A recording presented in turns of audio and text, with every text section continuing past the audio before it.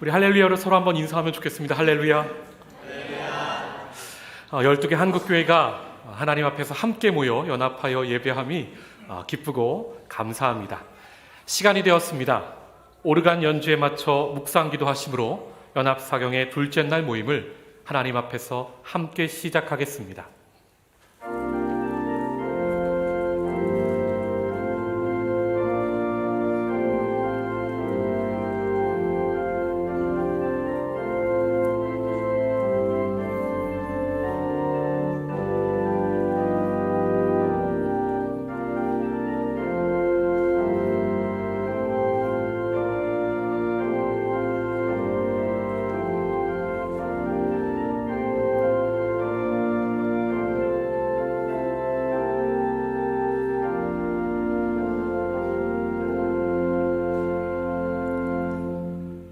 나는 땅에서 나그네가 되었사오니 주의 계명들을 내게 숨기지 마소서.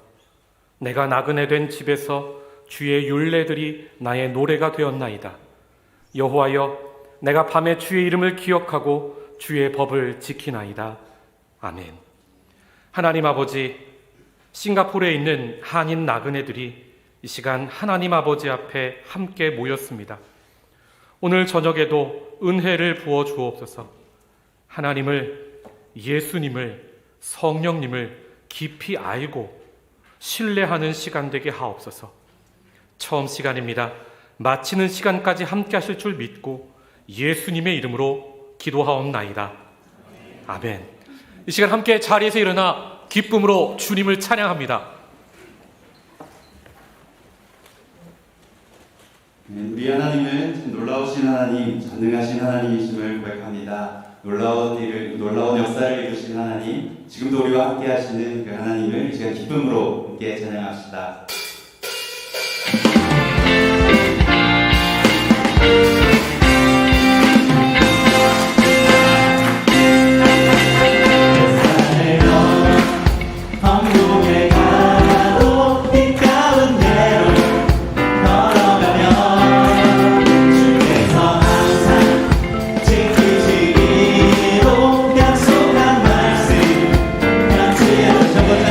세상을 넘어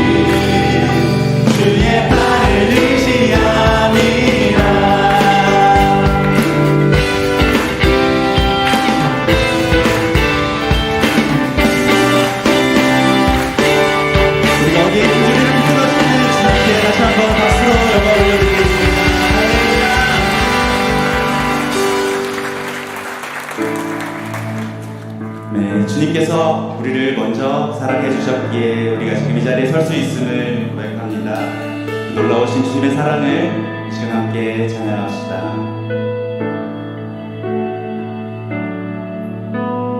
Yes, Jesus loves me.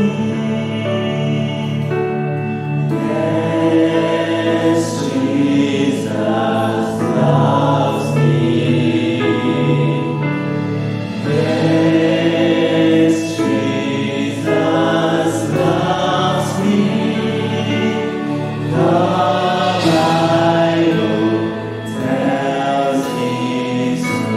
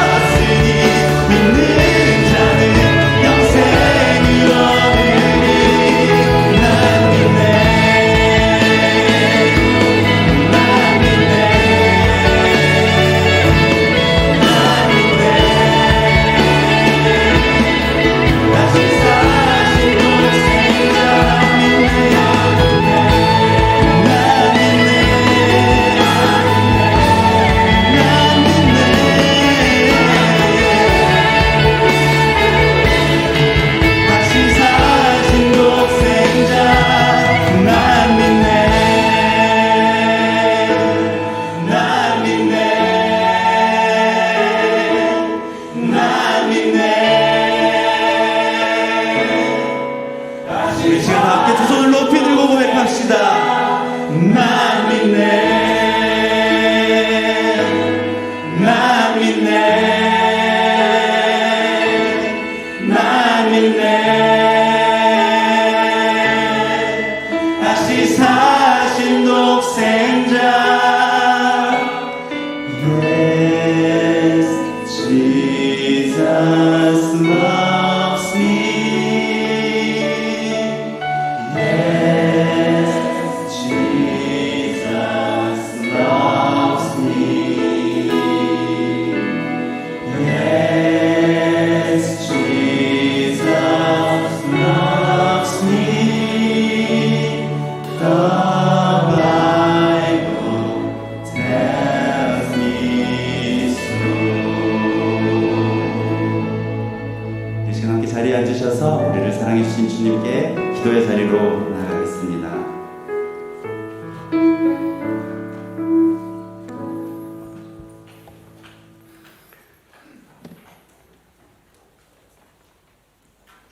기도하겠습니다.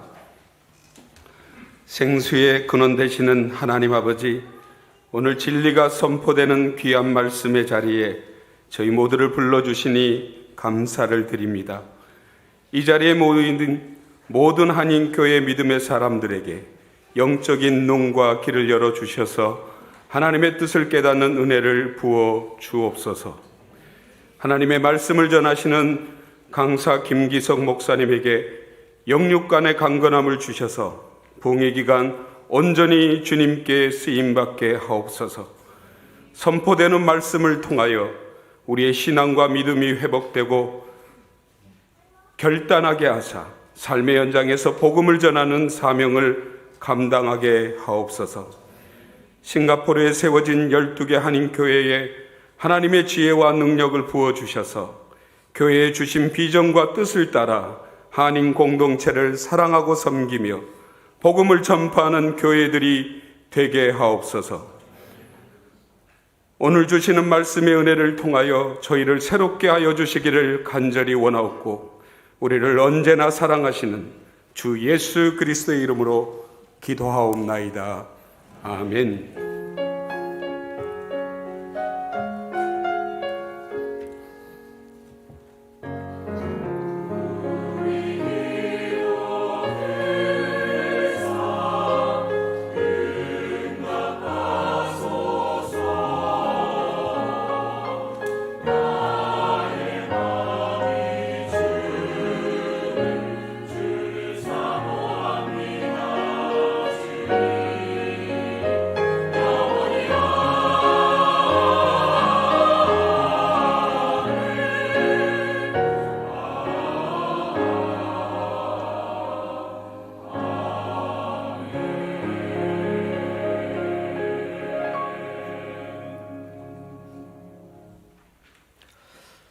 오늘 우리에게 주시는 하나님의 말씀은 마태복음 16장 13절에서 20절까지의 말씀입니다.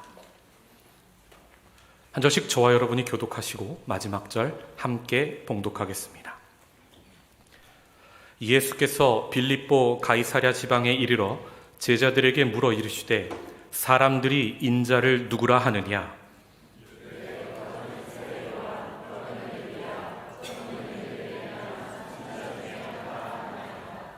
이르시되 너희는 나를 누구라 하느냐?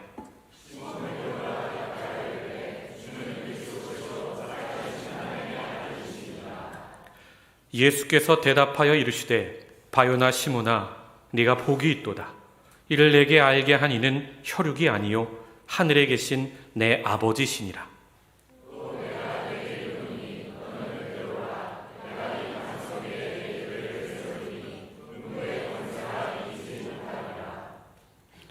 내가 천국 열쇠를 내게 주리니 네가 땅에서 무엇이든지 매면 하늘에서도 매일 것이요 네가 땅에서 무엇이든지 풀면 하늘에서도 풀리리라 하시고 20절 함께 읽습니다.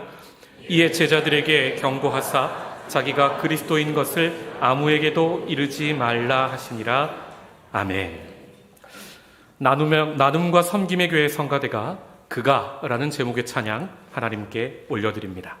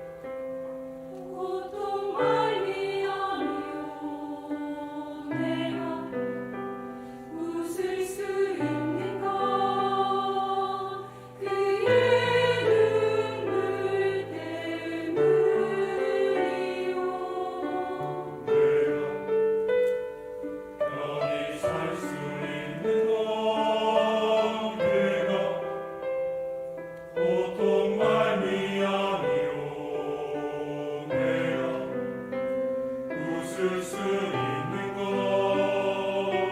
그의 눈물 때문이요 내가 복을 받으면 그의 저주받은 때문이라 그가 지혜받음으로 그가 채찍맞음으로 그가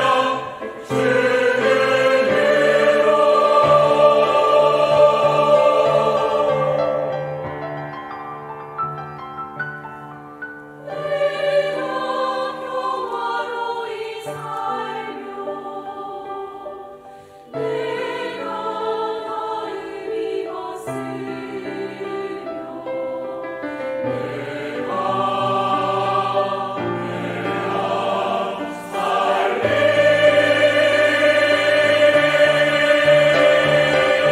그가 징계받음으로 그가 채찍맞음으로 그가 고통받음으로 내가 편히 사노라 그가 징계받음으로 그가 채찍맞음으로 그가 고통받음으로 내가 살리 그의 진리로 그의 고통으로 그의 눈물로 나라보다 그의 진리로 그의 고통으로 그의 눈물로 나도다 생명을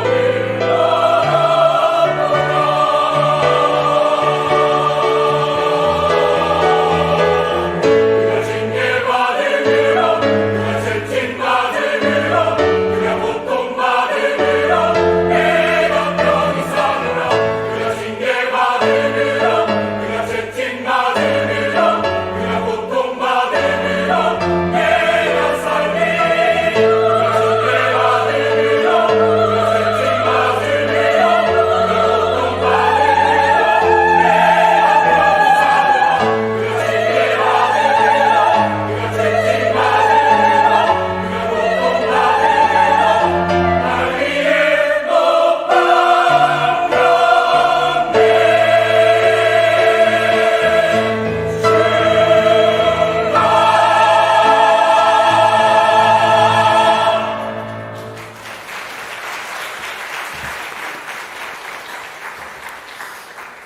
오늘 사경회 둘째 날 시간입니다. 김기석 목사님 나오셔서 나는 예수 그리스도를 믿습니다 라는 제목의 말씀 전해주실 때 큰 은혜 받으시기 바랍니다. 목사님 나오실 때 박수로 환영하겠습니다.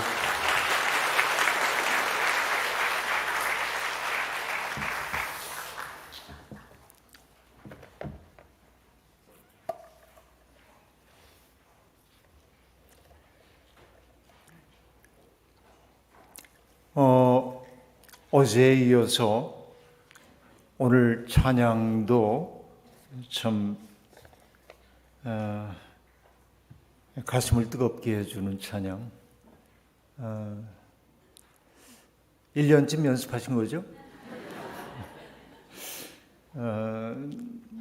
정말 가슴을 울리는 깊은 찬양,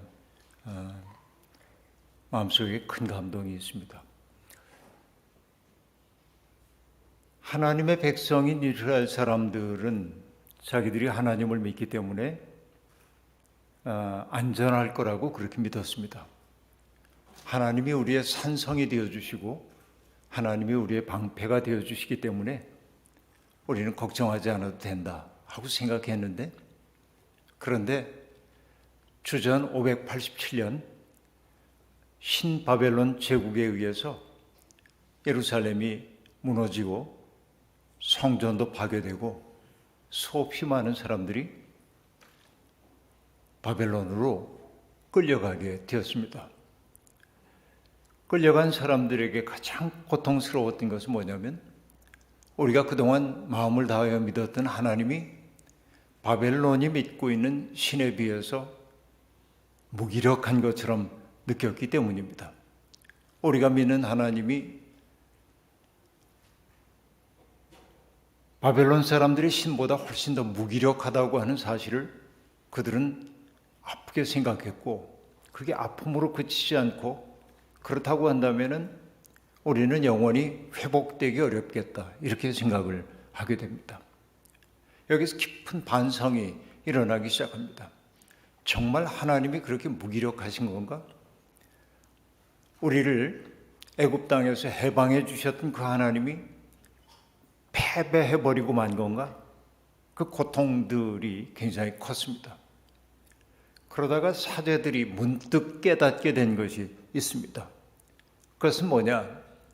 하나님이 무기력하셨기 때문에 패배한 것이 아니고 역사를 주관하시는 분이 하나님이신데, 하나님이 당신과 맺었던 언약에 신실하지 않았던 백성들을 징계하기 위해서 바벨론을 징계의 도구로 쓰셨다라고 하는 신학적 성찰이 일어나게 된 겁니다. 그러니까 바벨론이 이스라엘을 압도할 만큼 강력한 나라이기 때문에 우리가 망했다, 하나님이 무기력하게 당했다, 이렇게 생각한 것이 아니고, 하나님은 우리가 생각하는 분보다 훨씬 더 크신 분이어서 우리만을 다스리는 분이 아니라 온 세계를 다스리시는 분이신데, 그 하나님과 맺었던 언약을 우리들이 신실하게 지키지 않자 하나님은 우리를 정신 차리도록 하기 위해서 바벨론이라고 하는 징계의 도구를 들어가지고 우리를 치었다라고 얘기합니다. 그렇다고 한다면 여기 떠오르는 질문이 뭐냐면, 그러면 우리를 향한 하나님의 사랑은 지속될까? 그런 생각입니다. 그런데 여러분, 히브리서에도 우리가 보지만은 하나님은 사랑하시는 자를 징계하신다고 그렇게 되어 있습니다. 그죠? 그러니까 그때 이스라엘 사람들이 깨달은 게 뭐냐면은, 하나님이 우리를 징계하셨다고 하는 것은 우리를 포기하지 않았다고 하는 얘기고, 징계의 의미는 벌 주는 데 있는 것이 아니고 제정신을 차리도록 하는 거다 하는 이야기죠. 그래서 우리가 믿는 하나님이 얼마나 큰 분인지에 대한 자각이 바벨론 포로 시기에 생겨나요. 하나님이 자기들만의 이스라엘만 사랑하는 한 민족의 신인 줄로 알고 있었는데, 알고 보니까 우리가 믿고 있는 하나님은 온 세상을 창조하시고 섭리하시는 크신 분이었어요. 이걸 이제 깨닫게 돼요. 그러면 하나님이 우리에게 원하시는 것이 뭘까 하고 생각을 한 거예요, 그들이. 그리고 나온 노래가 뭐냐면은 이사야 53장 오늘 성가대가 불러줬던 바로 그 내용이란 말이에요. 고난받는 종의 노래. 어떤 얘기냐? 하나님이 기뻐하시는 삶이 뭔가라고 생각해 봤더니 뭐예요? 세상에 있는 모순과 아픔과 세상에 있는 온갖 더러운 것들을 자기 속으로 끌어들여서 정화하는 사람이 가장 큰 사람이다. 이게 고난받는 종의 노래란 말이죠. 그가 찔림은 우리의 허물을 인하며, 이렇게 말하잖아요. 그러니까 죄가 없으신 분이 누군가의 잘못을 당신의 책임으로 받아 안고, 그렇죠? 그를 대신해서 고난을 스스로 짊어지는 이것이야말로 하나님의 백성들이 해야 하는 일임을 그들은 깨닫게 되었고, 그래서 고난받는 종의 노래를 만들어냈단 말이에요. 그래서 여러분, 함석권 선생님은 그렇게 얘기했습니다. 재미나는 얘기인데요. 여러분, 이스라엘에 가보면 요단강이라는 강이 있잖아요. 요단강이 얼마나 큰 줄 아십니까, 여러분? 요단강이 어마어마하게 크죠. 얼만큼 크냐면 가까운 곳은 폭이 10m도 안 됩니다. 강폭이. 그러니까 그냥 몇 걸음 걸어가면은 요르단으로 넘어갈 수 있어요. 요단강은 아주 작은 강입니다. 옛날에는 뭐 비가 많이 올 때는 어지간히 컸다고 얘기하지만은 지금 물이 줄어든 지금 보면은 요단강은 우리로 얘기하면 개울 정도밖에 안 됩니다. 그런데 세계에서 요단강을 모르는 사람이 없어요. 요단강 다 알아요. 요단강 건너가 만나리 이런 찬송가 있기 때문일까요? 그런데 함석헌 선생님이 얘기합니다. 요단강이 왜 가장 큰 강이냐? 그것은 바로 거기에서 세례자 요한이 나왔고 예수 그리스도라고 하는 큰 정신이 나왔기 때문에 요단강은 미시시피보다 아마존보다 크다, 그렇게 얘기하는 거예요. 이 정신이 얼마나 크냐, 이게 중요한 것입니다. 그리고 함석헌 선생님이 얘기합니다. 세상에서 천덕꾸러기 일망정, 어려움을 겪었을 망정, 이스라엘의 위대함은 어디에 있냐? 고난받는 종의 노래를 만들어냈다는 것이 그들을 위대하게 한다, 그 얘기야. 그러니까 여러분, 우리가 인생을 아름답게 산다고 하는 것은 뭐냐면 누군가를 바라보면서 잘못된 것을 지적하고 저 사람은 저래서 문제이고 저 사람은 저래서 안 돼 라고 얘기하는 게 아니라 그 사람이 그렇게 어려워진 것이 마치 내 책임인 것처럼 받아들이는 거. 이걸 뭐 책임성이라고도 하고 유책성이라고도 하고 그러는데 책임을 질 줄 아는 거. 그러니까 내가 잘못을 저지르지 않았는데도 불구하고 누군가의 허물, 누군가의 그 나쁜 것들을 내 속으로 끌어들여서 정화한 것이 오늘 성가대가 부른 이사야 53장의 고난받는 종의 노래란 말이에요. 바로 남이 저지른 잘못을 자기 속으로 끌어들여 정화한 분이 누구예요? 예수 그리스도이시죠. 그러니까 이게 어떻게 맥락이 다 있는지를 볼 수 있는 겁니다. 예수 그리스도가 우리의 모든 죄를 대속한다고 하는 그런 이야기 속에 담겨있는 의미는 바로 오늘 성가대가 불렀던 이 노래의 맥락 속에 있는 거단 말이죠. 책임을 지는 게 중요해요. 여러분, 하나님이 인간을 만드시고도 여러분 그 창조 이야기를 보면은 하나님이 첫날 창조하고 빛이 있으라 그래서 빛이 생겨나요. 그래서 하나님이 저녁이 되고 아침이 되니 이는 첫째 날이니라 이렇게 얘기하는데 꼭 만드신 세상을 보고 뭐라고 얘기하죠?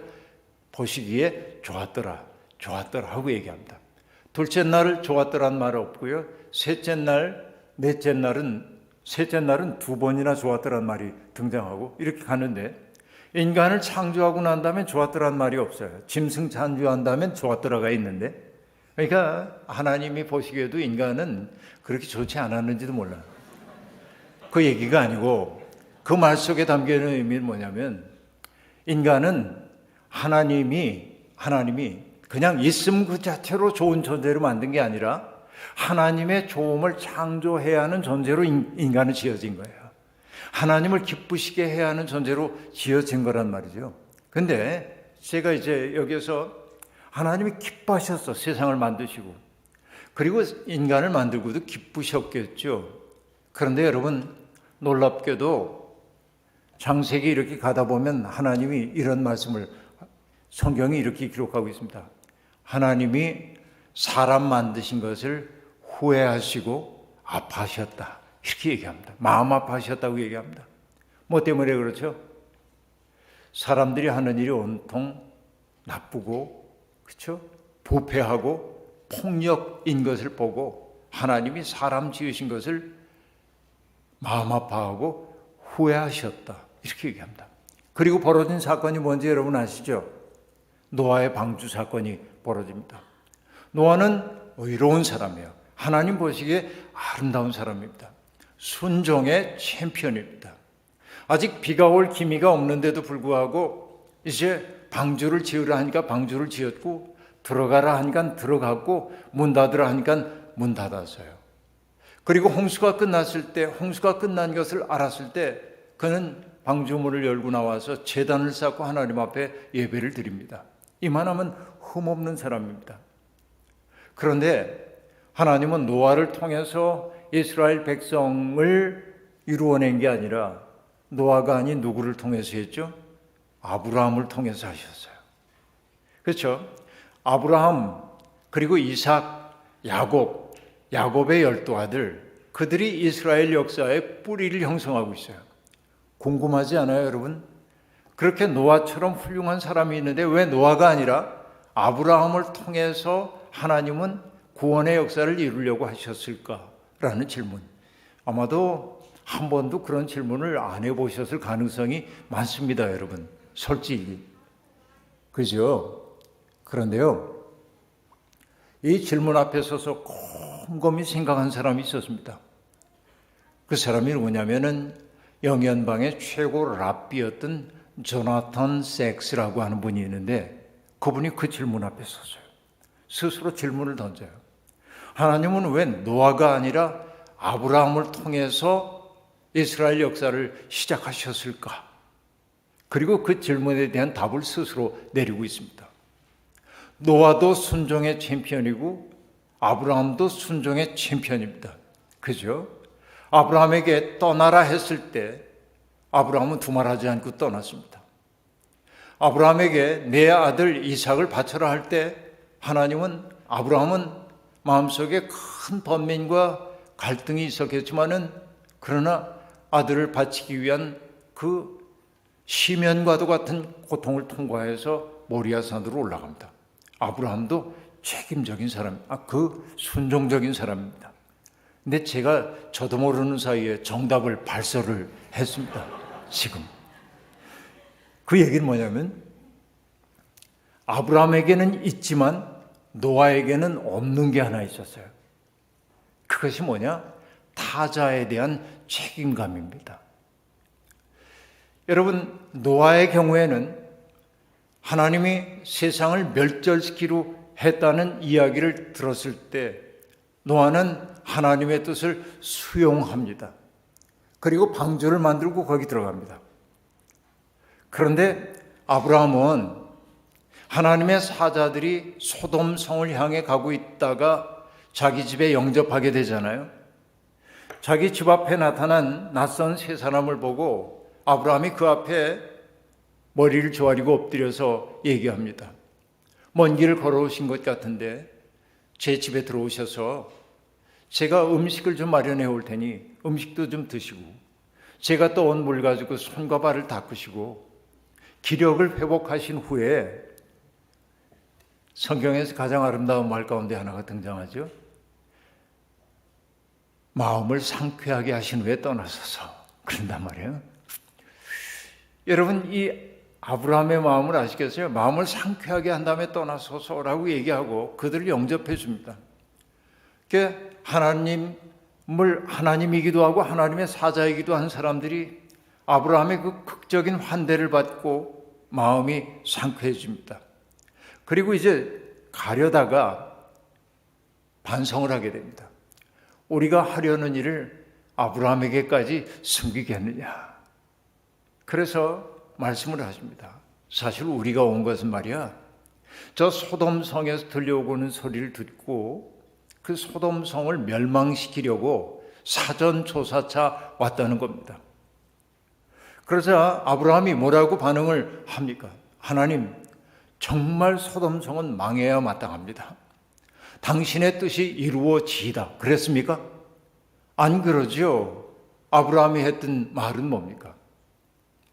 의인을 악인과 함께 죽게 하는 것이 하나님의 의에 합당합니까?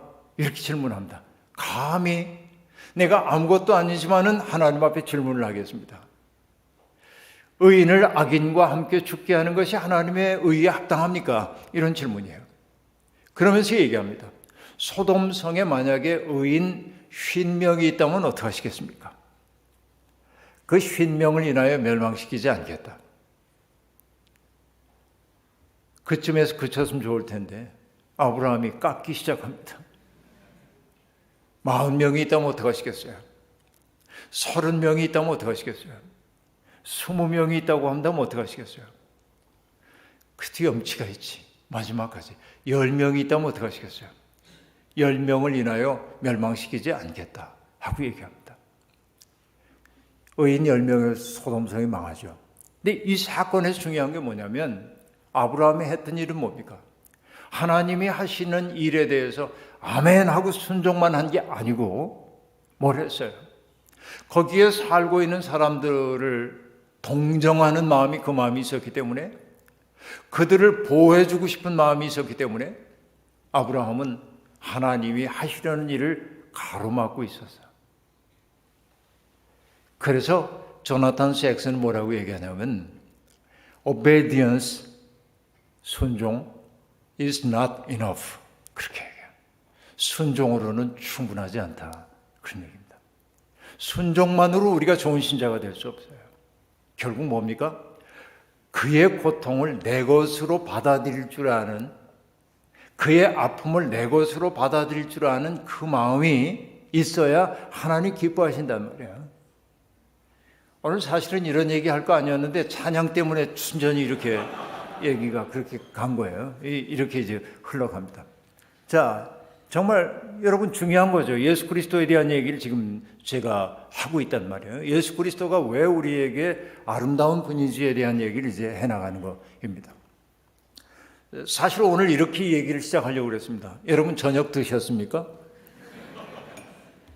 드셨죠? 예, 저도 저녁을 먹었습니다.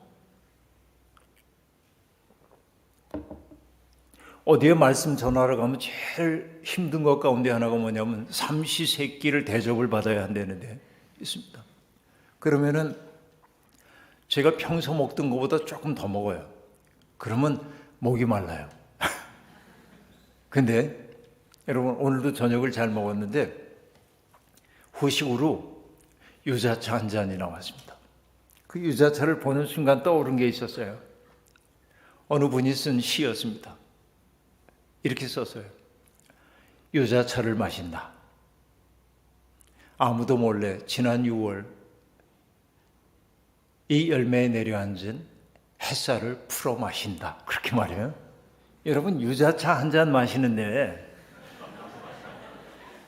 그까짓 거 유자차 한 잔 마셨는데 그렇게 생각할 수도 있지만은 그 시인은 목사님입니다만 그 시인은 그냥 물질로서의 유자차를 마신 게 아니고 지난 6월 나도 몰래 그대도 몰래 이 유자 열매에 내려앉은 햇살을 햇빛을 풀어 마신대. 그럼 여러분 유자차라고 하는 게 갑자기 햇살이 되세요.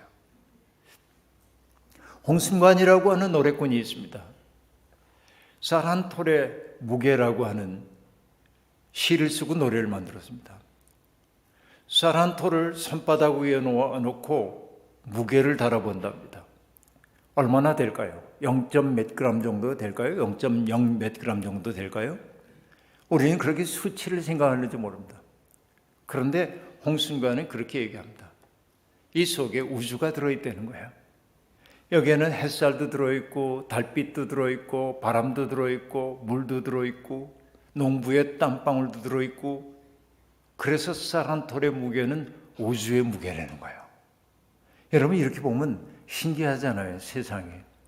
어제 여러분 제가 설교 가운데 마지막에 그 창백한 푸른 점 얘기하면서 우리가 살고 있는 세상이 얼마나 신비로운 세상인지에 대한 이야기를 했단 말이에요. 그거 기억나시죠? 그러니까 유자차 한 잔을 보더라도 그걸 그냥 낯싹 마시면서 맛있네. 이거 어디 거야 이거? 이런 사람과 이게 도대체 어디 거야 하고 보는 사람과 유자차 한 잔 속에 담겨있는 햇살을 마시는 사람은 인생이 같아요 달라요? 이게 다른 거예요. 이게 인생이 달라질 수밖에 없는 거예요. 당연한 거예요.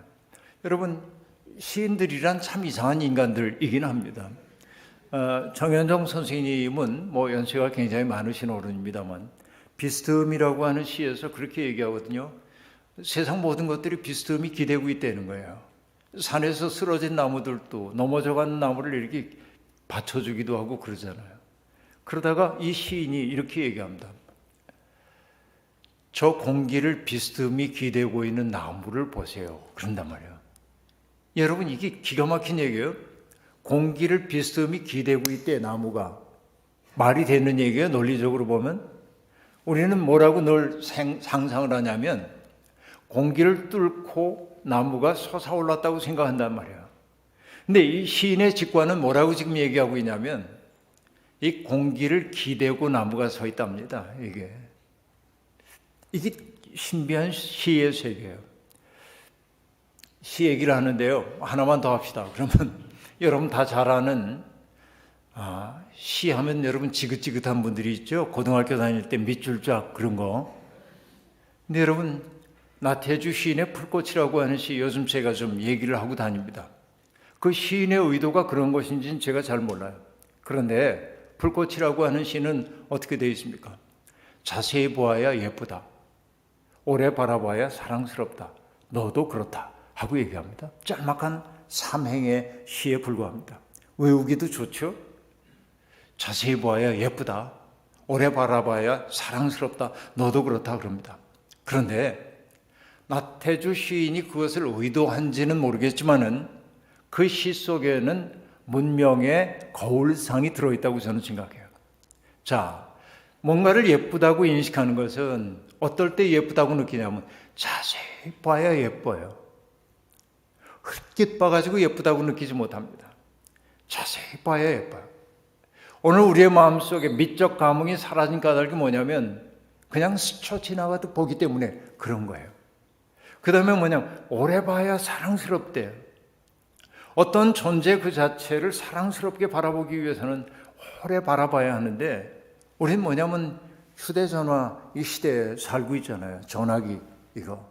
그래서 여러분 모든 사람들이 계속 이러고 있어요. 아무 말도 안 하는데 그 광경을 모습으로 보고 있으면 엄청 시끄러워요. 이렇게 손 움직이는 게 엄청 시끄러워요. 정보가 내 앞에 오는 대로 사람들이 정말 넙죽넙죽 받아먹고 흘려보내는 거예요. 어떤 정보도 내 앞에 머물 시간이 없어요. 흘려보내는 거예요. 이게 우리 시대예요. 그러다 보니까 뭐냐면 뭔가를 사랑스럽게 보지 못하는 거예요. 그 때문에 우리는 인간들을 아름답게 보지 못하고 있는데 이런 세계인데 제가 여러분께 드리려고 하는 얘기는 자, 유자차 한 잔 얘기를 했습니다만 제가 이런 시적 감성을 얘기하면은 이렇게 얘기하는 분들이 있습니다. 그 팔자 좋은 사람들 얘기고요. 시고 뭐고 우리의 산문적 현실은 너무나 힘들어요. 예, 정말 그렇습니다. 그런데 여러분, 레바논의 시인인 칼릴 지브란이 예수 그리스도를 가리켜서 뭐라고 얘기하냐면 로마누스라고 하는 시인의 입을 빌어가지고 예수는 모든 사람을 시인이게 하는 시인 그렇게 말해요. 이것을 여러분 정호승 시인이 시 구절로 가져와서 그가 사용합니다. 예수님은 모든 사람을 시인이게 하는 시인 그렇게 얘기합니다. 여러분 예수님이 어디에 시를 썼다고 그래요? 예수님이 쓴 시가 있습니까? 없죠. 어떻게 보면. 근데 여기에서 얘기하고 있는 시라고 하는 것은 뭐예요?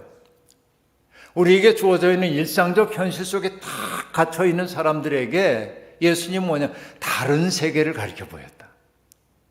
이게 시인의 세계예요. 그럼 여러분 예수님이 왜 시인인지에 대한 얘기를 해보겠습니다. 예수님이 사셨던 1세기 팔레스타인은 특별히 예수님이 사셨던 갈릴리 지역은 굉장히 어려웠습니다. 왜 어려웠냐면 1세기에 예수님이 머물고 있었던 갈릴리를 지배하고 있었던 그 영주의 이름이 뭐냐면 헤롯 안티파스라고 하는 사람입니다. 이 헤롯 안티파스는 분봉왕입니다. 자, 여러분 성경에서 분봉왕이란 말 들어봤죠? 어떤 말인지 아세요? 분봉왕이란 말이? 예, 그냥 들어만 보셨을 겁니다. 그죠? 그 뜻이 뭐냐? 이 헤롯 안티파스의 아버지가 예수님이 태어나실 무렵에 유대 땅을 다스리고 있었던 왕인데 그 왕의 이름이 뭐냐면 헤롯 대왕입니다. 대왕이에요. 근데 이 헤롯 대왕이 죽으면서 헤롯 대왕이 다스리고 있던 땅을 넷으로 나눠가지고 아들 넷에게 영토를 각자 나눠주고 나누어 통치하도록 만들어요. 분봉왕이란 어떤 뜻이냐면 4분의 1 왕이란 뜻이에요. 이게 분봉왕이란 말의 뜻이에요. 그런데 이 헤롯 안티파스라고 하는 사람은 야심가예요. 어떤 야심이 있냐면 아버지처럼 대왕이 되고 싶어요. 나도 대왕이 되고 싶어. 그럼 어떻게 해야 합니까? 자기에 대한 임명권을 가지고 있는 것이 누구죠? 로마였죠. 로마의 식민지였으니까. 지금부터 잘 들어보세요. 로마의 식민지였어요. 그러니까 로마에 잘 보여야 할 필요가 있습니다. 그래서 이 헤롯 안티파스가 했던 일은 뭐냐면 그 당시에 로마 제국의 황제였던 티베리우스 황제의 이름을 딴 도시를 갈릴리 해변 옆에 건설합니다. 새로운 도시를 세워요. 그 도시의 이름을 티베리우스 황제의 이름을 따서 티베리아스 그렇게 이름을 붙입니다. 갈릴리 옆에 신도시를 만들어요. 그래서 여러분 우리가 요한복음 21장에 보면은 베드로 일행이 디베리아 바다에 가가지고 그물 던지는 얘기가 나오는데 디베리아라고 하는 것은 갈릴리 전체를 지칭하는 말이 아니라 티베리아스 그 티베리아스라고 하는 도시 앞에 있는 그 해안을 일컫는 말이 디베리아란 말이에요. 그럼 여러분께 질문입니다. 헤롯 안티파스가 그 커다란 도시를 만드는데 막대한 돈이 필요했겠죠. 그럼 그 돈이 자기 주머니에서 나왔겠어요? 다른 주머니에서 나왔겠어요? 자, 정치적 상상력을 발휘해 보세요. 자기 곳간을 털었겠어요? 아니면 백성들의 주머니를 털었겠어요? 망설여지세요? 제가 답을 다 제시하고 있는데도 망설여지세요? 다시 한번 묻습니다. 자기 주머니 털어요? 남의 주머니 털어요? 남의 주머니 터는 거예요. 그러니까 여러분, 이 헤롯 안티파스가 남의 주머니 털었던 방식이 뭐냐면 이런 것입니다. 자기 땅에서 근근히 식구들을 위해 농사를 짓고 살고 있던 사람들에게 그 사람들은 세금을 낼 역량이 많지 않았어요. 근데 이 헤롯 안티파스는 외화를 벌어야 로마에 잘 보일 수가 있기 때문에 외화 벌이를 위해서 많은 농민들에게 수출에 용이한 작물들을 심도록 강요하게 되었습니다. 그러니까 수출하기 위한 것들을 작물을 심어서 거두어진 산물들은 거의 다 왕에게 싼 값에 넘겨야 합니다. 내 가족이 먹을 것은 별로 남지가 않는 겁니다.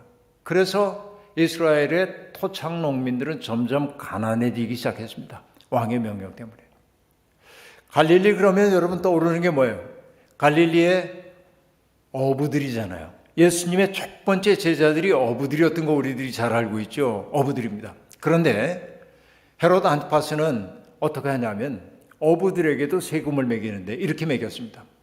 과거에는 그의 소득에 따라서 일부를 갖다 세금으로 바치면 됐는데 헤롯은 그렇게 하면은 세금이 잘 안 걷히게 되니까 배와 그물의 크기에 따라서 세금을 부과했습니다. 그가 물고기를 얼마나 많이 잡았는지 상관없이 배와 그물의 크기에 따라서 세금을 많이 부과했기 때문에 갈릴리의 어부들은 점점 어려워질 수밖에 없었습니다.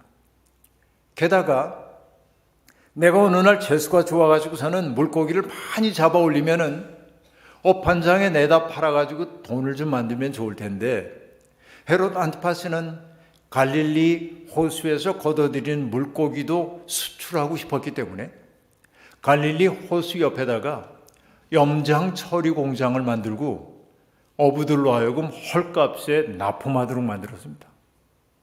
그러니까 여러분 갈릴리의 어부들은 헤롯 안티파스 이후에 너무나 가난하게 살게 되었습니다. 배와 그물이 원수야, 어떻게 보면. 그래서 여러분 이렇게 얘기하면 신비감이 사라지긴 하는데 예수님이 어부들에게 나를 따라오너라. 그러니까 어부들이 어떻게 했다고요? 배와 그물을 버리고 예수를 따랐다. 여러분 그 따름의 사회 정치적 맥락을 아시겠습니까, 여러분? 그러니까 내 수입이 엄청 좋을 때, 내 수입이 엄청 좋고 그물을 던져가지고 수입이 많을 때 나를 따라라 그러면 잠깐만요. 시간을 주세요. 그랬을 가능성이 있어요. 그런데 뭐예요? 이 배와 그물이 원수야. 얘 때문에 내가 점점 가난해지는 거예요. 그러니까 죽지 못해 이거 간직하고 있었는데 예수님이 나를 따라라 그러니까 간 거예요. 여러분 이게 1세기 팔레스타인을 연구해 보면 알 수 있는 일이에요. 이게 무서운 일이지만. 그래서 여러분 1976년인지 갈릴리에서 굉장히 놀라운 구조물이 하나 발견됩니다. 가물었거든요, 그 해에. 그래서 갈릴리 호수에 물이 많이 줄어들었어요. 그래서 루판이라고 하는 형제가 갈릴리 호수에서 옛날 동전이라도 좀 건질 수 있을까 해가지고 수위가 낮아진 그 강변을 따라서 이렇게 이제 뻐르고 있는 데를 가고 있다가 뭔가 이렇게 툭 튀어나온 걸 봤어요. 그 튀어나온 걸 보고 나서 뭔가 짐작이 간 거예요. 뭔가 배 모양인 거예요, 왠지. 그래서 그들은 신고를 했습니다. 배 모양 같은 게 있다고. 고고학자들이 나와 보니까 정말 배가 묻혀 있는 거예요, 거기에. 그래서 물이 거기를 차오르지 못하도록 하고 화학 처리를 하고 발굴을 했어요. 근데 정말로 배였어요. 길이가 8m인지 12m인지 되는 배입니다. 그리고 탄소 측정 연대를 측정해 봤더니 2000년쯤 전에 돼 있는 거예요. 그게 세계 고고학계가 발칵 뒤집힙니다. 왜 그러냐면 이 배가 예수님이 타고 다니신 배일 수도 있다는 거예요. 그걸 뭐라고 하냐면 갈릴리 보트 그러는데 여러분 인터넷 검색해 보면 갈릴리 보트 얘기가 나올 겁니다. 크게. 그런데 그 갈릴리 보트를 조사를 해보니까 보트를 만들고 있는 나무가 동일 재질이 아니라 여러 나무들이 섞여 있어요. 그리고 나중에 보면은 어쩌면 그 배는 일부러 침수시킨 것일 가능성이 있다는 것도 밝혀집니다. 왜? 어부들에게 배는 너무 무거운 짐이에요. 그런 때입니다. 그러니까 여러분 1세기 팔레스타인 사람들은 이 헤롯 안티파스 때문에 너무나 어렵게 살고 있었고요. 그 시대를 연구했던 사람들의 말에 의하면은 1인당 GDP가 오늘로 얘기하면 얼마쯤 되냐면 46.9데나리온쯤 된답니다. 1데나리온이 여러분 노동자의 일일 품삯이라고 흔히 얘기를 해왔습니다. 이것도 정확한 건 아닙니다. 조금 다를 수도 있어요. 근데 그냥 그렇게 따져봅시다. 노동자의 일일 품삯이 10만 원이라고 치고 한국의 경우에 요즘 더 많아지긴 했지만은 10만 원이라고 하고 크게 봐가지고서는 50데나리온을 번다고 합시다. 그러면 1인당 얼마예요? 1년에 500만 원 버는 거예요. 500만 원, 그죠? 그런데 500만 원 가운데 세금으로 나가는 게 30%쯤 됩니다. 3, 55. 그럼 얼마 남았어요? 350만 원입니다. 그럼 내가 4인 가족이면 얼마쯤 버는 거냐면 한 1200만 원쯤 버는 거야. 그렇게 볼 수 있어요. 크게 봐가지고 그런데요. 그런데 그 당시의 사람들이 일반 대중들이 세 끼 밥을 먹는다는 게 거의 불가능해요. 그 수입 가지고는. 그래서 대부분의 사람들은 뭐냐? 하루에 한 끼 내지 두 끼밖에 먹지 못하는 거예요. 그래서 예수님이 어디 다닐 때마다 오병이어의 기적을 일으키는 걸 보면은 주님이 걱정하잖아요. 이 사람이 나와 함께 있는지 오래되었는데 먹지 못해가지고 줄였는데 집으로 돌아갈 때 기진할까 두렵다. 그러니 너희가 먹을 걸 줘라 하고 얘기합니다. 예수님을 따라 나섰던 사람들 대부분은 뭐냐면은 굶주리는 사람들이었음을 보여줘요. 이게 1세기의 팔레스타인의 모습입니다. 그런데 여러분 그 당시에 자료에 의하면 달걀 하나가 얼마쯤 되냐면 단백질 섭취원으로 매우 중요한 달걀 하나가 얼마냐면 1데나리온이에요. 10만 원이에요. 그러면 여러분 이 달걀 먹을 수 있어요? 그 사람들이? 고기 먹을 수 있습니까? 못 먹습니다. 그러니까 1세기 팔레스타인 사람들은 만성적인 영양실조에 걸리고 있었어요. 그러면 여러분 예수님 당시에 예수님의 이적 가운데 굉장히 많이 등장하는 이적이 뭐예요?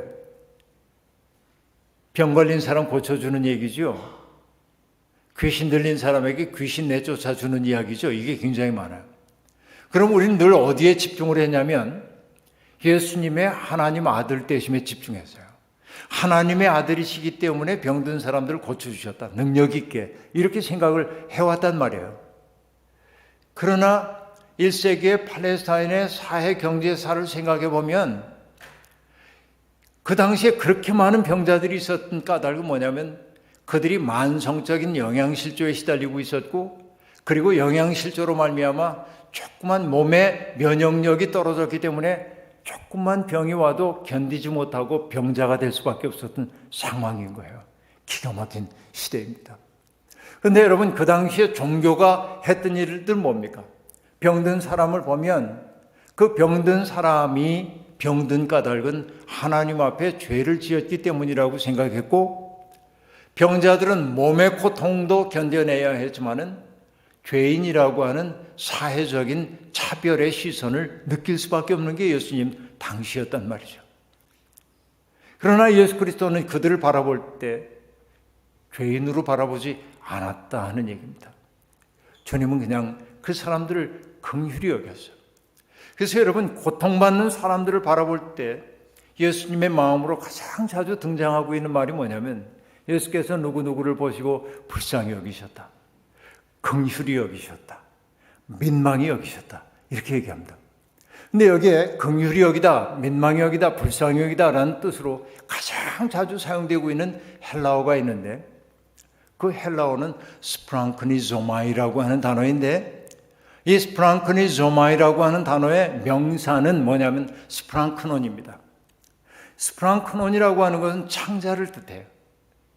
근데 여러분, 고대인들은 인간의 마음이, 인간의 정서가 장기 속에 머문다고 생각했어요.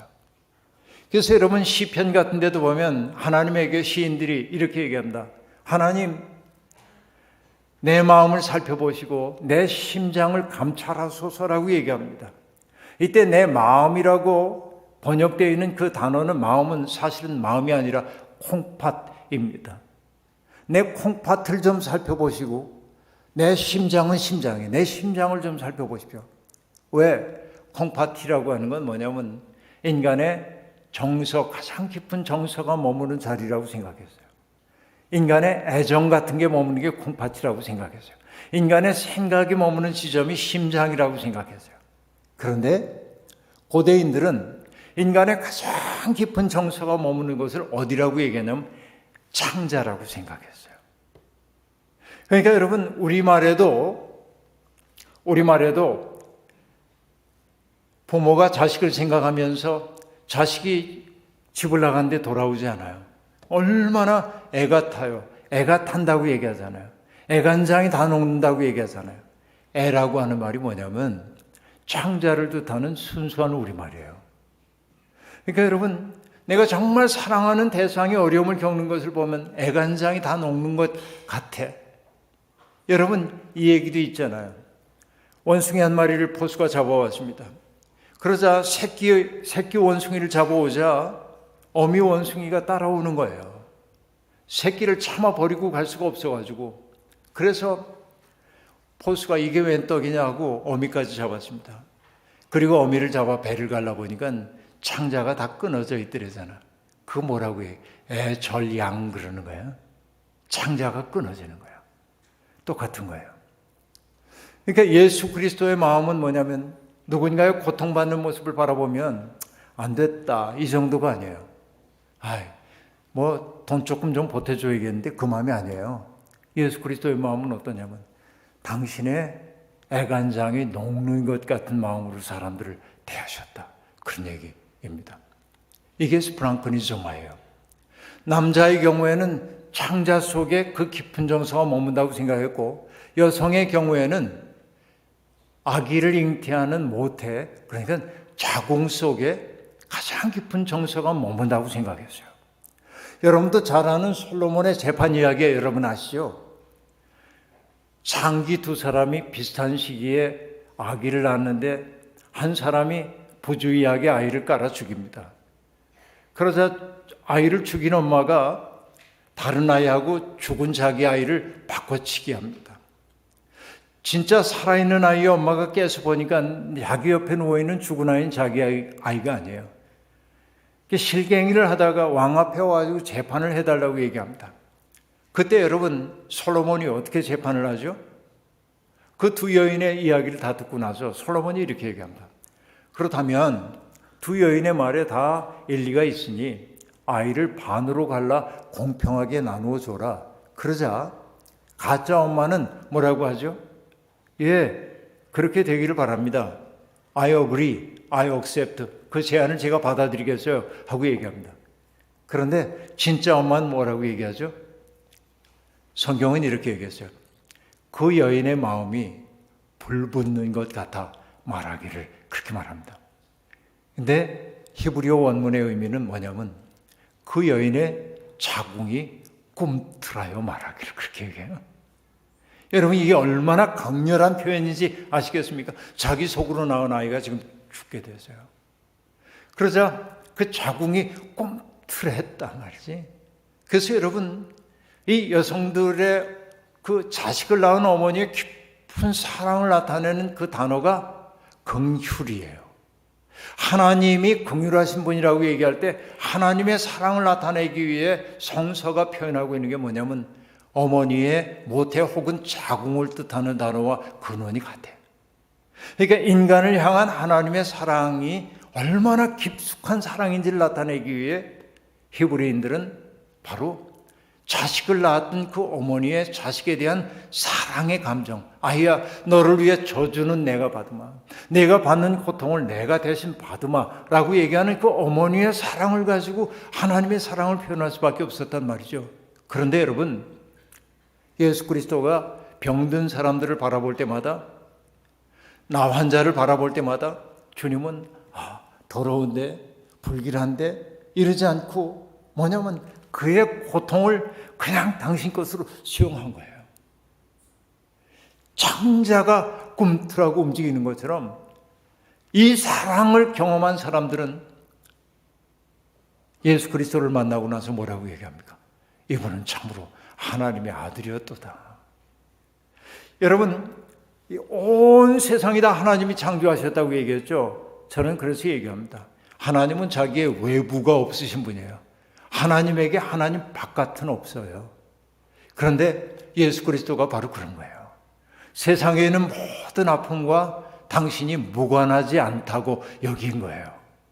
그러니까 고통받는 사람들이 고통을 그냥 확 받아하는 거예요. 아까 우리 얘기했던 것처럼, 그죠? 그가 찔림은 우리의 허물이 나며. 그러니까 예수 그리스도가 이 세상의 모든 아픔들을 우리의 것으로 수용했어요. 이걸 우리는 다른 말로 뭐라고 얘기하냐면 그리스도께서 우리의 모든 죄를 짊어졌다고 얘기해요. 근데 여러분, 죄 그러면은 이런 죄 저런 죄를 생각하기 때문에 마음에 잘 안 들어오는 분이 있어요. 그러면 이렇게 전 바꿔서 얘기해요. 주님은 세상에 있는 모든 사람의 아픔을 자신에게 문제가 있는 것처럼 받아들이고 받아 안으셨어. 이게 예수 그리스도예요. 그리스도가 얼마나 큰지 아시겠죠, 여러분? 우리가 그런 예수님을 믿는다고요. 그러니까 예수님은 가르고 나누질 않아요. 자, 이 얘기 잠시 후에 하기로 하고요. 예수 믿는 사람, 예수 그리스도가 하셨던 또 다른 굉장히 중요한 일 가운데 하나가 뭐냐면 귀신 들린 사람들 고쳐주시는 일이었잖아요. 귀신 쫓아내는 일이었잖아요. 그러면 여러분, 왜 그렇게 예수님 당시에 귀신 들린 사람들이 많았을까요? 여러분, 귀신이 들린다고 하는 건 뭐냐면 웬만한 사람 귀신 안 들려요. 어떤 사람이 귀신 들리냐면 자기의 마음이 조각난 사람들이 귀신이 들어오는 거예요. 이걸 마음의 통전성을 잃어버렸다고 얘기하는데, 여러분 보세요. 제가 이 컵을 이렇게 만지고 있어도 여러분 걱정 안 되시죠? 근데 제가 이걸 바닥에 떨어뜨려 가지고 깨졌어요. 내가 이걸 이렇게 수습하고 있으면 여러분 뭐라고 얘기할 겁니까? 목사님 조심하세요 그럴 거 아니에요? 그렇죠? 그러지 말고 같이 주워주면 안 됩니까? 근데 왜 조심하라고 얘기하죠? 왜 조심하라고 얘기해요? 컵 만질 땐 괜찮았는데 왜 깨지고 나니까 조심하라고 그래요? 깨진 것은 다 날카롭기 때문에 그렇습니다. 내 마음이 조각나 있을 때 내 마음은 날카롭습니다. 날카롭기 때문에 나를 찌르기도 하고 남을 찌르기도 합니다. 그래서 성경에 보면 귀신 들린 사람을 뭐라고 얘기하냐면 더러 불 가운데로 자기를 던지기도 하고 물 가운데로 던지기도 해요. 자해를 합니다. 사나워서 그 앞을 지나갈 수도 없어. 타자에게 폭력적입니다. 왜 그래요? 자기가 깨졌기 때문에 그런 거예요. 근데 예수님 당시에 그렇게 귀신 들린 사람이 많았던 까닭이 뭐냐면, 여러분 군대 귀신도 알잖아요. 내 이름이 뭐냐 그랬더니 내 이름은 군대입니다 그래요. 군대는 레기온이에요. 많다는 뜻이에요. 그 얘기는 뭐예요? 그의 마음이 조각났다라고 하는 걸 얘기해요. 그러니까 조각난 마음을 귀신이 들어와 지배하는 거예요. 그러면 왜 그렇게 많은 귀신 들린 사람들이 있었을까요? 로마가 했던 일은 어떤 일들입니까? 정말 로마는 로마의 평화 시대를 얘기하고 있지만은 말 잘 듣는 사람은 그냥 내버려둬요. 그런데 조금이라도 고개를 드는 사람은 가차없이 폭력으로 응징했습니다. 예수님이 태어나실 무렵에 예수님의 고향인 나사렛에서 가까운 곳인 세포리스라고 하는 곳에서 로마에 대한 반란이 일어났습니다. 로마는 군단을 보냈습니다. 그래서 그 반란에 가담했던 사람, 가담했다고 의심되는 사람들을 죽였습니다. 세포리스 연도에 1500개의 십자가를 세우고 1500명을 처형합니다. 이 갈릴리라고 하는 얼마 되지도 않은 인구가 많지도 않은 곳에서 1500명의 사람이 십자가에 처형된 거예요. 이 로마가 했던 일입니다. 그럼 여러분 생각해 보세요. 이 1500명 가운데는 내 아버지도 있을 수 있고 내 오빠도 있을 수 있고 내 아들이 있을 수도 있잖아요. 어떤 사람은 그 참극을 견뎌낼 수 있지만은 너무 큰 고통이 다가오면은 정신줄을 놓아버리기도 하는 거예요. 폭력 때문에 정신 잃어버린 사람들 속에 귀신이 들어가기도 하고 그런 거예요. 그런 사람들을 보면 사람들은 뭐예요? 불길해, 더러워, 위험해. 그리고 피합니다. 근데 주님은 어떻게 하셨어요? 그 사람들을 마주서서 그를 괴롭히고 있는 더러운 영을 꾸짖어 내쫓으시고 그가 온전하도록 만들었단 말이죠. 주님은 그런 분이에요. 세상에 있는 고통을 당신과 무관한 것으로 여기지 않았다는 얘기입니다. 근데 그것이 무엇 때문에 그러냐면 주님이 사랑 덩어리였기 때문에 그래요. 여러분, 제가 몇 년 전에 괌이라고 하는 그 미국령 섬에 가가지고 말씀 전한 적이 있는데 거기 목사님께 들은 얘기입니다. 어느 해에 이 괌이라고 하는 곳이 아주 아름다운 섬인데 섬 주변이 푸르스름한 산호초로 쫙 덮여 있어서 한참을 걸어가도 깊지가 않습니다. 거기가. 그러니까 휴양지로 매우 좋고 아름다운 곳입니다. 그런데 산호초가 끝나는 곳에는 정말 천길 물속이기 때문에 너무나 위험한 곳입니다. 근데 어느 날 한국에서 오신 목사님이 기어코 그 끝에 가보겠다고. 왜냐하면 한국의 목사님들은 믿음이 좋으시거든요. 할 수 있다 하신 이는 나의 능력 주 하나님. 할 수 있다 하셨는데 왜 내가 못해? 거기 기어코 가보여. 가지 말랬는데 가다가 그만 미끄러져서 넘어졌는데 넘어진 자리가 마침 성게밭이었어요. 여러분, 짧은 바지 입고 룰루랄라 가다가 넘어졌으니 성게 가시에 잔뜩 찔렸을 거 아니에요. 너무 큰 고통이 찾아온 거예요. 견딜 수 없는 고통이. 죽을 것 같아요. 그래서 이분이 병원으로 갔습니다. 병원에 갔더니 의사가 핀셋 가지고 하나하나 제거하려고 그러는데 성게가시, 제가 찔려보지 않았지만 성게가시가 낚시의 미늘과 같아가지고 팍 박혀서 안 나오는 거예요. 그 핀셋으로 잡아 뽑으려고 그러면 겉에 있는 것만 똑똑 부러지고 안 나와. 죽을 것 같은 고통인데. 병원에서도 어쩔 수 없는데 거기 괌 현지인이 이렇게 얘기하더래요. 이게 병원에 오실 거 없어요. 집으로 빨리 가셔서 욕조에다가 따뜻한 물을 받아놓고 그 속에 식초를 2병 정도 타고 들어앉아 있으라고. 민간요법이죠. 집에 가서 정말 미지근한 물 받아놓고 식초를 집어넣고 거기 들어앉아 있었더니 얼마 지나자 거짓말처럼 싹 다 녹았어. 가시가. 그분 한 얘기니까 생태학적으로 맞는지 아닌지 저한테 묻지 마세요. 전 그렇게 들었어요. 근데 그분이 하신 그 다음 얘기가 중요해요. 그 목사님이 이렇게 얘기했어요. 목사님, 가시는 뽑는 게 아니라 녹이는 겁디다. 그렇게 얘기해요. 여러분, 우리 살다 보면 우리의 가슴에 수없이 많은 가시들이 박힙니다. 누군가에게 어제 얘기한 대로 박대당한 경험도 있고요. 누구에게 무시당할 것 같은 것도 있고요. 그렇죠?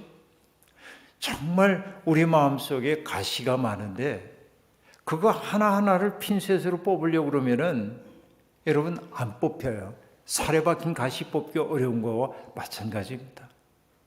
그 얘기가 맞더라고요. 그 가시가 녹아지는 때는 언제냐면 누군가로부터 가없는 사랑을 받았을 때야. 내가 나의 존재 있는 그대로 내가 용납되고 받아들여지고 있음을 느낄 때 나를 괴롭히고 있던 가시가 어느 결에 사라졌음을 느끼게 된단 말이에요. 근데 신학교에서 저희가 공부할 때 구원받음의 경험을 표현할 때 어떤 표현을 썼냐면 구원이란 뭐냐?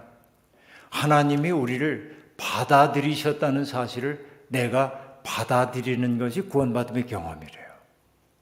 그러니까 예수 그리스도의 아름다움은 어디에 있냐면은 사람을 갈라내지 않고 사람을 있는 그대로 사랑으로 품어 안아서 당신과 무관한 존재로 여기지 않아서. 그런데 예수님 당시에 유대교 그 종교 지도자들은 그렇지 않았어요.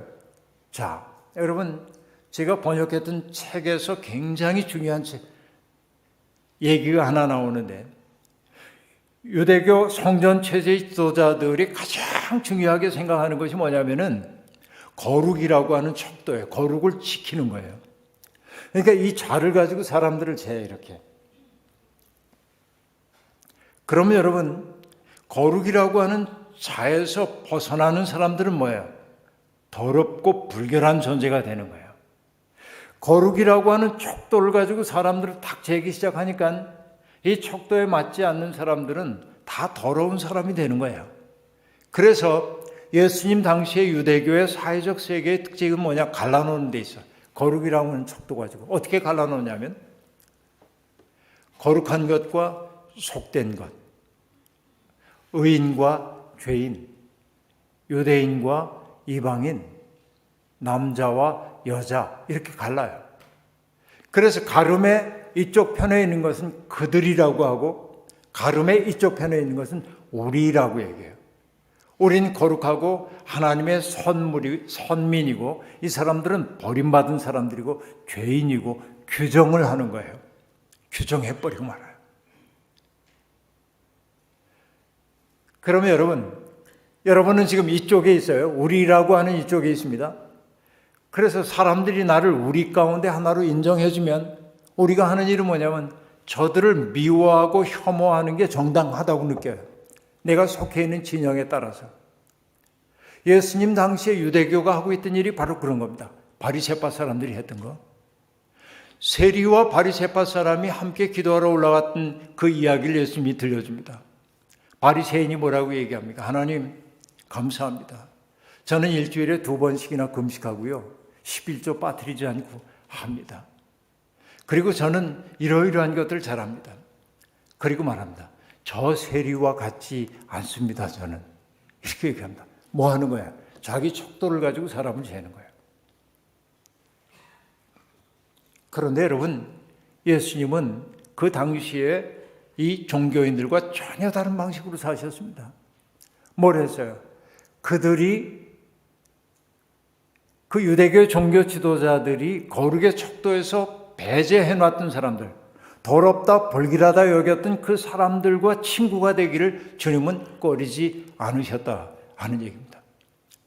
주님은 세상을 바라보는 다른 척도가 있었어요. 자, 금방 얘기한 대로 복습 삼아 얘기해 봅니다. 유대교의 종교 지도자들은 자를 가지고 있었는데 그 자의 이름이 뭐라고요? 거룩이야. 거룩이라고 하는 척도를 가지고 이렇게 재는 거예요. 그러니까 여기에 맞지 않으면 다 죄인이에요. 여러분, 어떤 게 거룩함입니까? 거룩한 거. 기도 열심히 하면 거룩한 것처럼 보이죠? 성경 많이 읽으면 거룩한 것처럼 보이죠? 거룩할 가능성이 있어요. 그러나 성경 많이 보고 기도 많이 한다고 거룩하냐면 아니에요. 미안하지만. 성경을 많이 읽고 기도 많이 하기 때문에 오만해진 영혼도 많아요. 그 얘기는 뭐냐? 거룩이 뭔지를 그들이 전혀 알지 못하기 때문에 그래요. 이 척도를 가지고 사람들을 재는 한 우리는 예수님의 마음에 절대로 가까이 갈 수가 없어요. 주님이 하셨던 것은 뭐냐? 이 척도 때문에 바깥으로 내몰린 사람들을 주님은 사랑의 품으로 안으셨어요. 그들을. 주님에게 중요한 건 뭐냐면 거룩이 아니라 자비라고 하는 말이에요. 자비를 영어로 뭐라고 하죠? compassion 그래요. compassion. com은 함께, together의 뜻이고 passion은 suffering이에요. 함께 아파하는 마음이에요. 그러니까 예수 그리스도는 뭐냐? 어떤 사람들을 거룩의 척도를 가지고 누군가를 배제하고 혐오하고 하는 걸 정당화하는 게 아니라 주님이 하신 일은 뭐냐면 그의 슬픔과 아픔까지도 당신의 것으로 품어 안으셨다 하는 얘기입니다. 이게 에베소서 2장이 들려주고 있는 얘기입니다.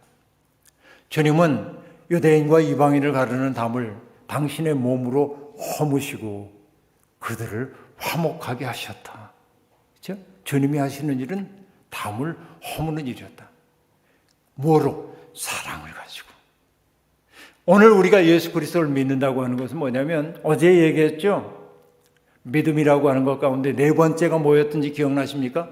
첫 번째는 동의로서의 믿음이 있고 그 다음에 신뢰, 맡김으로서의 믿음이 있고 신실함, 성실함으로서의 믿음이 있고 네 번째는 뭐냐면 주님의 눈으로 세상을 바라보는 것, 세계관 바뀌는 것. 우리가 예수를 믿는다고 한다면 우리의 마음씀이 예수님 같아져야 하잖아요. 오늘의 너무나 많은 신자들이 예수님을 닮지 않고 바리새파 사람을 닮았단 말이에요. 내 척도 가지고 사람들을 재고 너는 어때 하고 자꾸 규정한단 말이에요. 그러면 안 돼요. 우리가 해야 하는 일, 주님 닮아야죠. 사랑으로 품어 안아야 하는 거예요. 이게 예수 닮음이에요.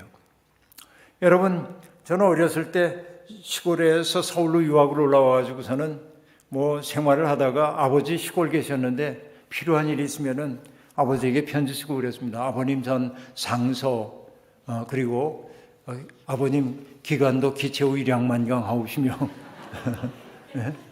그렇게 하고 아뢰올 말씀은 여러분 이게 이제 양반 교육을 받은 사람들의 특색입니다. 그렇게 하고 이제 아뢰올 말씀은 이렇게 하고 밑에 뭐라고 쓰냐면 불초 소자 기석 올림 이렇게 쓰고 편지 봉투에는 제 고향을 씁니다. 충남 당진군 성문면 통정리 몇 번지 그리고 아버지 성함 차마 쓰면 안 되니까 내 이름 쓰고 김기석 본가 임납 그렇게 쓴단 말이에요. 이게 이제 옛날에 편지 쓰던 방식이에요. 그런데 여러분 저는 소자 불초가 뭔지도 모르고 썼어요. 나중에 알았어요. 불초가 뭔지. 초는 초상화할 때 초자예요. 닮을 초자입니다. 아버지의 덕성을 담지 못한 놈, 못난 놈. 이게 아버지를 높이는 거죠. 그런데 여러분 불초 아들만 있는 줄 알았는데 불초 신자가 너무 많아. 예수님을 믿는다고는 하는데 입술로는 사는 모습 보면 전혀 예수 안 닮은 사람들이 너무 많아. 그 마음씀이 세상을 바라보미 이웃을 대하는 모습이 예수님 닮지 못해서 그럼 그는 스스로 잘 믿는다고 생각하는지 모르지만 미안하지만 그는 almost Christian인지 모르지만 이건 존 웨슬리의 표현입니다. 거의 기독교인인지 모르지만 altogether한 온전한 기독교인은 아니다. 근데 웨슬리는 얘기합니다. almost 거의 기독교인이야. 근데 웨슬리가 얘기합니다. almost Christian은 크리스찬이 아니다 그래요. 여러분 이게 얼마나 무서운 얘기입니까? 우리는 예수를 다 잘 믿는 것처럼 스스로 생각을 해요. 그런데 나의 마음씀이 사람을 대함이 주님과 닮아 있지 않다고 한다면 우리는 어쩌면 불초신자인지도 모르겠다 하는 얘기입니다. 예수 믿음이란 다른 거 아닙니다. 예수님을 내 마음속에 모셔드려서 바로 내가 예수 그리스도의 손과 발이 되는 데 있는 것이죠. 나는 예수 그리스도를 믿습니다 라고 하는 고백은 여러분 그 고백 속에 담겨있는 의미는 뭐냐면 나는 예수 그리스도가 길임을 믿습니다. 나는 예수 그리스도가 진리임을 믿습니다. 나는 예수 그리스도가 생명임을 믿습니다 라는 고백입니다. 그런데 여러분은 다 예수가 길이라고 하는 거 고백하죠. 주님은 길이십니다. I'm the way 그랬으니까 나는 길이다. 주님, 당신은 길이십니다. 박수를 올려드립니다. 그럼 여러분, 내가 잘 믿는 거예요? 길의 존재 이유는 뭐예요? 걷기 위한 거죠. 주님을 길이라고 고백하는 사람들은 주님의 길을 걸어야 돼. 그 길의 이름은 뭐냐면 십자가의 길이에요. 십자가의 길이라는 건 뭐예요? 나를 희생하여 너를 복되게 만드는 게 십자가죠.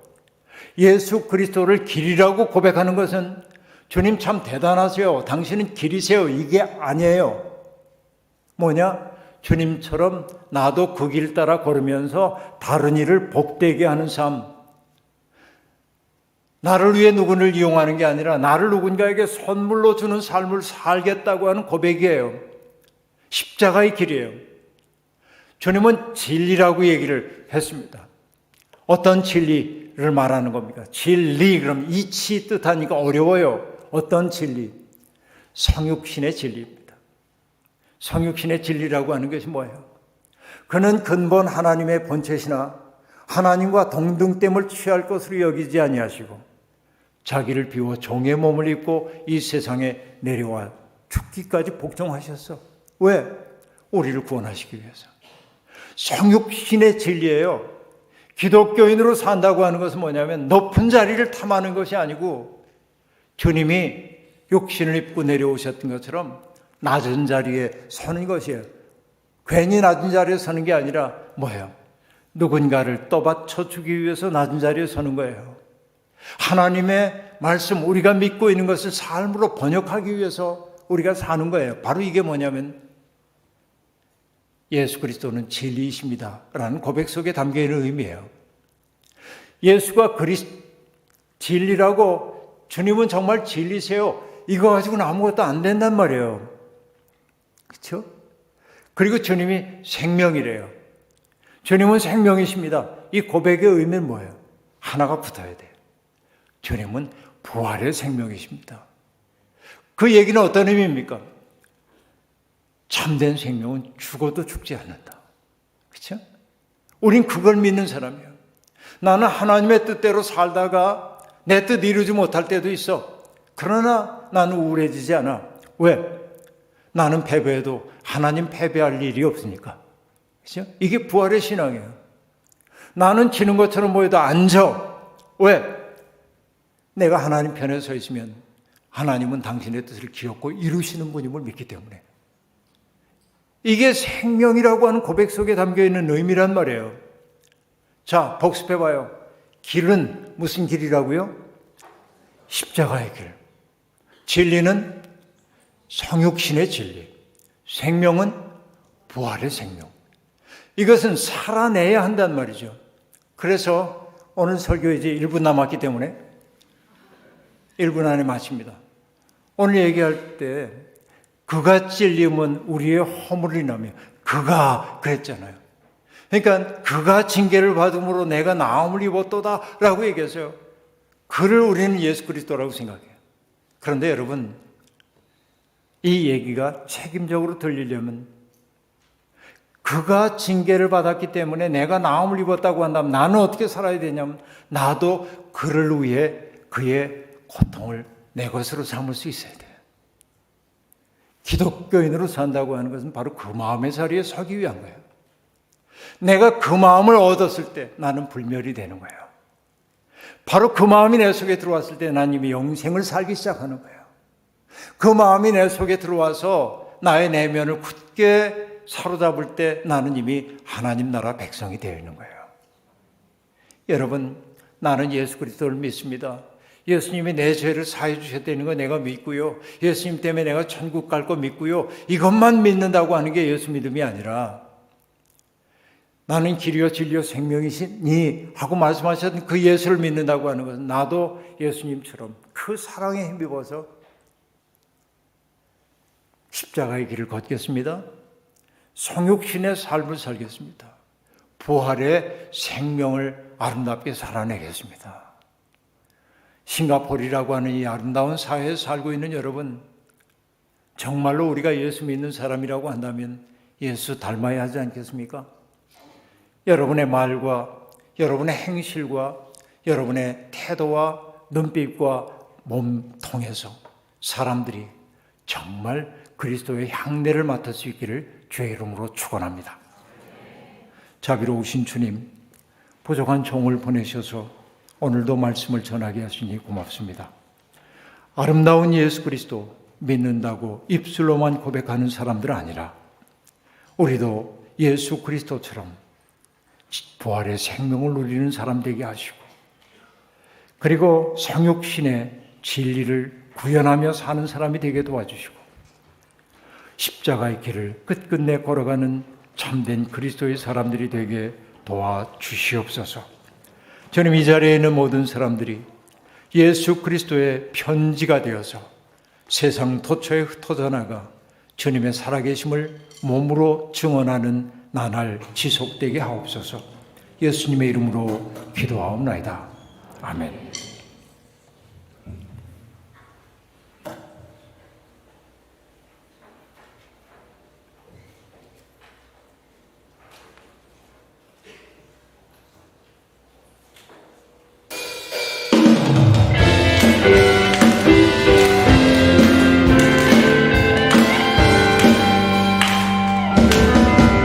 예수님 따라가면 나도 참 즐거워. 그래도 상처받은 나는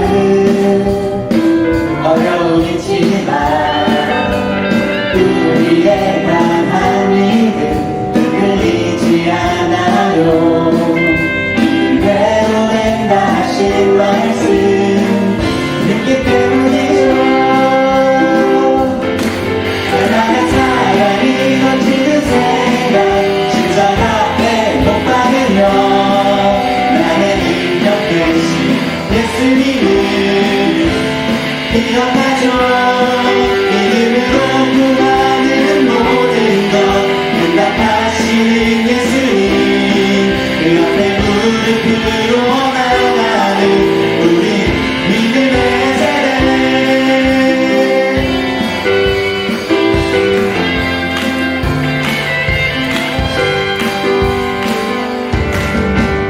예수님 따라가면 신나고 참 즐거워.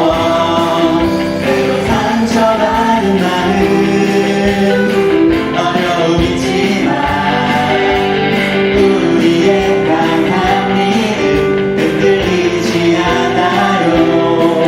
믿음대로 된다 하신 말씀 믿기 때문이죠. 날마다 사랑이 넘치는 생각 심장 앞에 못 박으며 나의 능력 되신 예수님을 기억하죠. 믿음으로 구하는 모든 것 응답하시는 예수님, 그 앞에 무릎 꿇고 나가는 우리 믿음의 세대. 우리는 믿음의 세대, 주의 영광 보리라.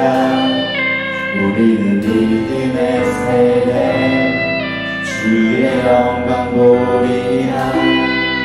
우리는 믿음의 세대, 주의 영광 보리라. 우리는 믿음의 세대, 주의 영광 보리라. 우리는 믿음의 세대, 주의 영광 보리라. 우리는 믿음의 세대, 주의 영광 보리라. 날마다 사랑이 넘치는 생각 심장 앞에 못 박으며 나의 능력 되신 예수님을 기억하죠. 이름으로 구하는 모든 것 응답하시는 예수님, 그 앞에 무릎으로 나가는 우리 믿음의 세대. 믿음의 세대, 믿음의 세대.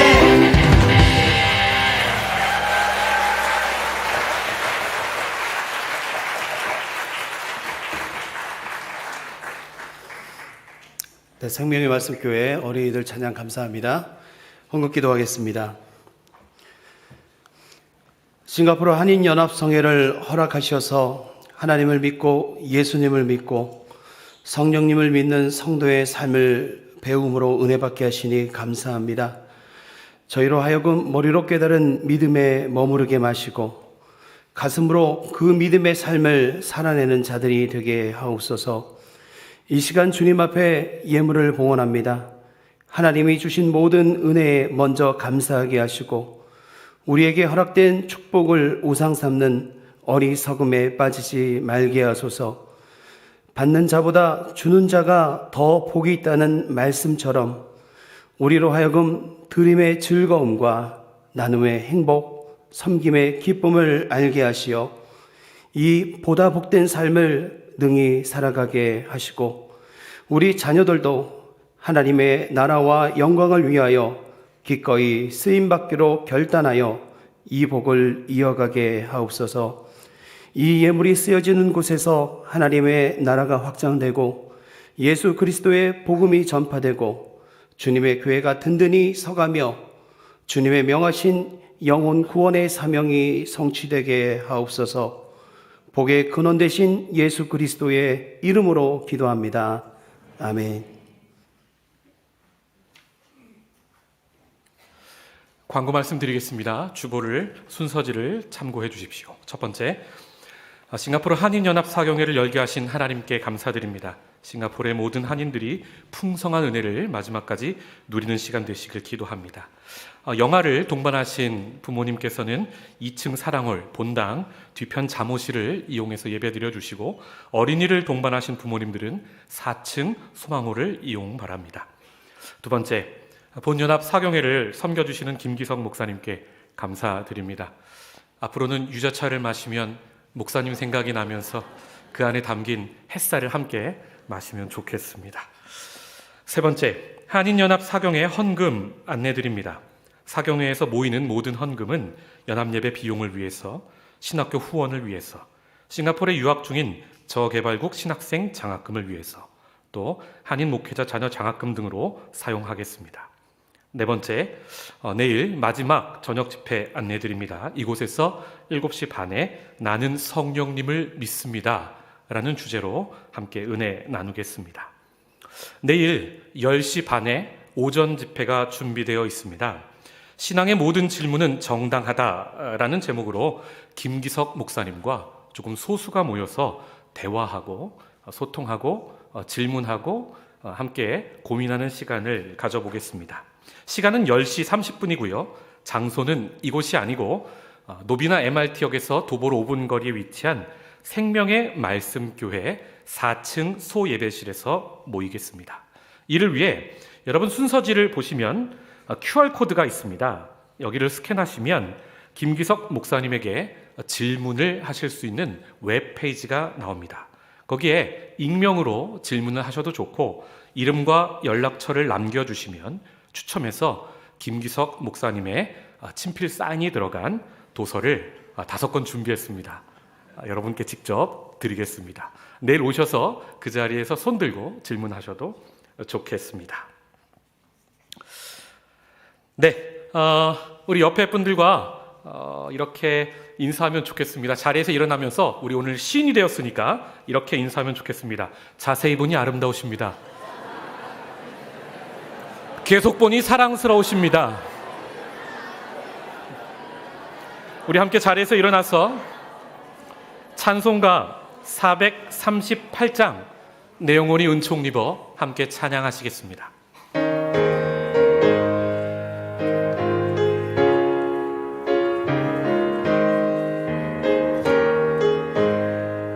내 영혼이 은총 입어 중한 죄지 얻고 보니 슬픔 많은 이 세상도 천국으로 와가도다. 할렐루야 찬양하세. 내 모든 죄 사함받고 주 예수